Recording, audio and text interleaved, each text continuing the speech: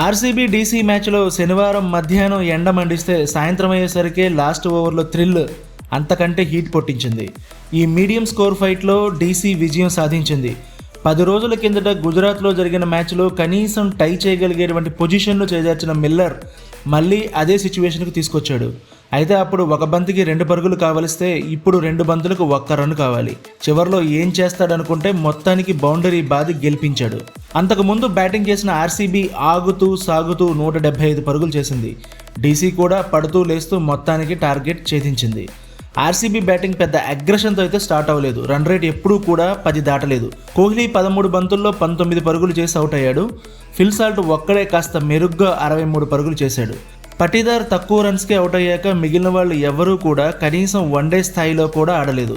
Death ఓవర్లలో RCB run rate 6 దాటలేదంటేనే పరిస్థితి అర్థం చేసుకోవచ్చు. స్పిన్నర్లు కులదీప్, అక్షర్ రన్స్ను కట్టడి చేశారు. ఆ తర్వాత డీసీ కూడా అంత స్పీడ్గా ఏం ఆడలేదు. స్కోర్ మరీ పెద్దగా లేకపోవడంతో నిదానంగానే మొదలుపెట్టారు. కేఎల్ రాహుల్ మొదట్లో కాస్త స్పీడ్గా ఆడినా అతను హాఫ్ సెంచరీ చేసి అవుట్ అవ్వగానే స్పీడ్ తగ్గింది. స్టబ్స్ నిలబడ్డా స్కోర్ రాలేదు.